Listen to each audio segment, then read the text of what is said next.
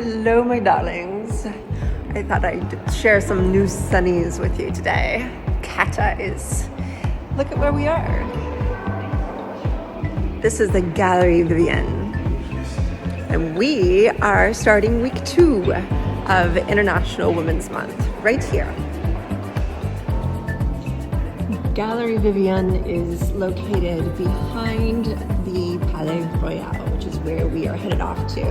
If you did not follow along with us in week 1, we are celebrating for International Women's Month a different woman who made some sort of impact in history of France, and we are celebrating these 4 women.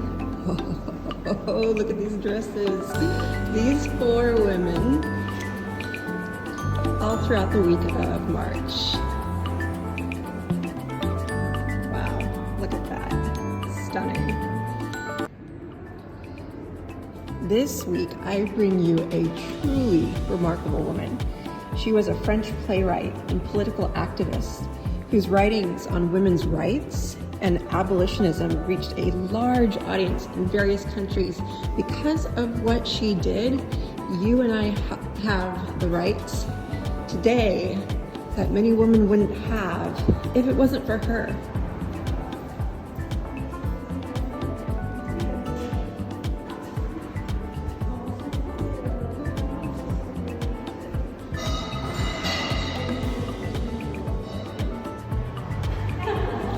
So we're going to start our walking tour today, leaving Galerie Vivienne, and we're going to cross through a lot of different spots in Paris. This is a little bit longer trip. There's just so much about this fantastic woman. Her name is Olympe de Gouges, and she began her career as a playwright in the early 1780s. Now, here we are, the outside of Galerie Vivienne, and we're just going to take a right and then an immediate left.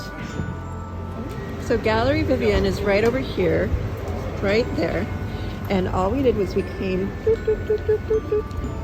right here to this corner, Rue Vivienne, and you see the sign right here?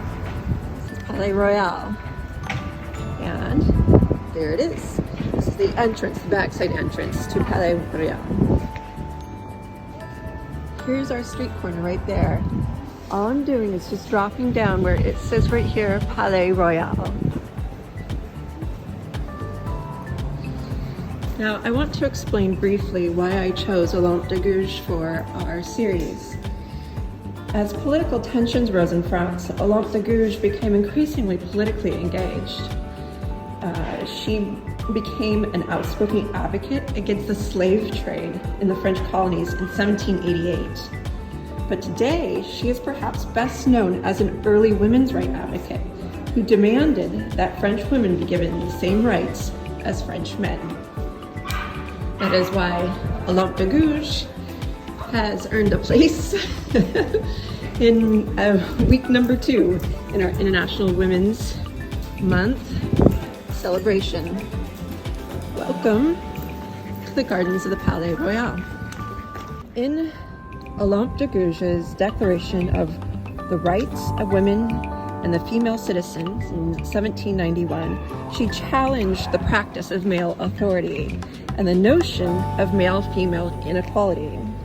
In this 3-part series, we will visit the places she lived, worked, and where she died in Paris.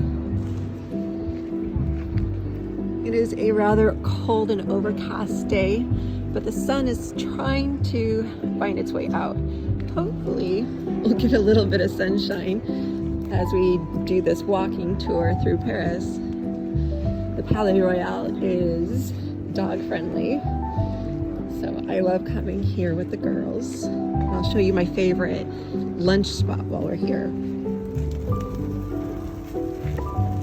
Look at all the daffodils. Look at these. One of my favorite things about the Palais Royal, though, are the roses. You don't realize how many they have here, but you see, this is just one whole row of rose bushes. Hyacinth is coming up. Look.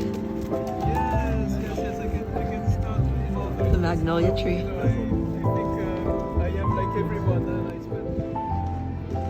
So I'm just gonna slowly walk my way through the Palais Royal and show you around a little bit. I'm here for a reason, but what we're gonna do is we're gonna start back with Olympe's beginning, right? She was born into a small bourgeois family in 1748 in Montauban, which is in the southwestern part of France. She was declared the daughter of Pierre Gouges, who's this master butcher, actually. I can't tell you enough how excited I am to see some of these signs of spring. Look at all the pretty hyacinth. I just love this park. I'm providing these 4 women to you in a chronological order. So we're starting back. We just said that she was born in 1748. Now it's 1765. She's 16 years old, and she's married against her will to Louis Aubry, who's a caterer. He was 30 years older than her. Can you imagine? 16 years of age, married against her will to a man that is 30 years older than her. This really sets the tone for the things that she does for the rest of her life. So Gouges says in a semi-autobiographical novel, this is a quote of hers. She says, "I was married to a man I did not love, and who is neither rich nor well-born. I was sacrificed for no reason that could make up for the repugnance I felt for this man." Isn't it just so heartbreakingly sad?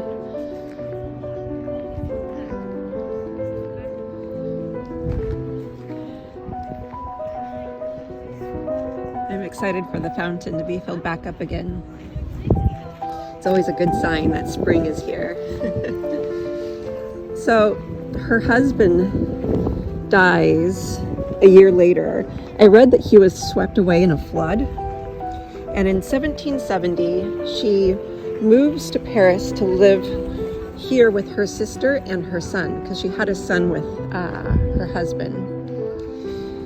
So that is when, while she's here in Paris, she adopts a pen name, Olympe de Gouges, and decides to never remarry. Now here is my favorite restaurant. You can't find me on Ile Saint-Louis, I'm probably here. Now if you can imagine, all underneath these trees during the spring and summer, they're green. The terrace is open, there's tables and chairs here. The umbrellas are out. You're sitting here watching, people watching, and it's a gorgeous day. I love Restaurant Bilali, and they have a vegetarian platter that is just so good. It's like a mezza platter and all sorts of little bites and fun things, and a glass of rosé or 2. This is what you're looking for. Fantastic restaurant. Such a good price too, for where you're sitting at. And you know, Palais Royal, of course, is right behind the Louvre, the Tuileries. It's a fantastic location. Ducking into the alleyway real quick because the wind is picking up. So Olympe de Gouges never remarries, in part because she needed to do so in order to maintain her freedom as an author. You see, at the time, law prohibited women from writing without the consent of their husbands. So you couldn't, just as a woman, you were not allowed to write. You had to have written consent from your husband in order to do so. So this also, there's a quote, and Olympe says that she also called the institution of marriage the tomb of trust and love.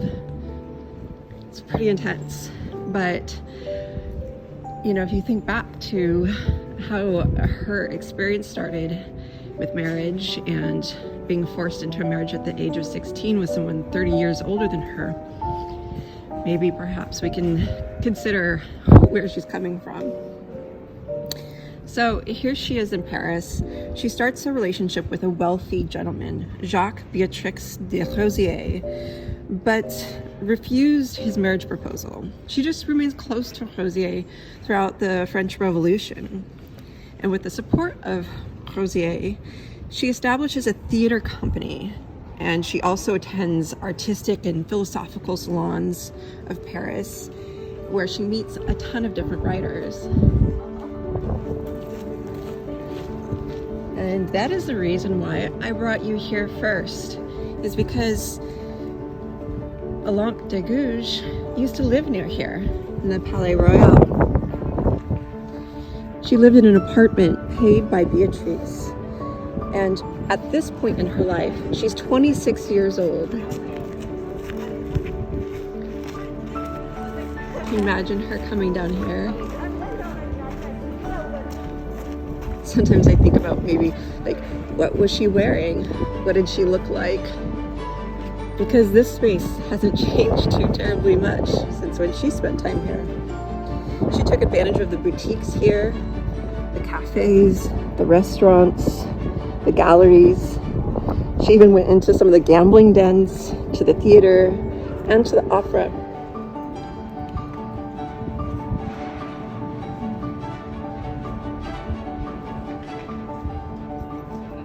This is beautiful.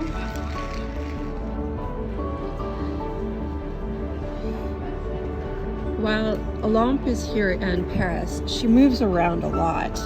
She doesn't just stay here near the Palais Royal. And one of the spots that she used to live was also out in the 6th. And we'll go out and visit some of those areas. In 1784, at the age of 36, she writes a first novel and a play, which denounces black slavery. This is huge. She is at the time living close to the Odeon Theater, trying to get this play to be published and shown in that theater, but they won't do it. She, in 1788, publishes Reflections sur l'homme nègre, which demands compassion for the plight of slaves in the French colonies.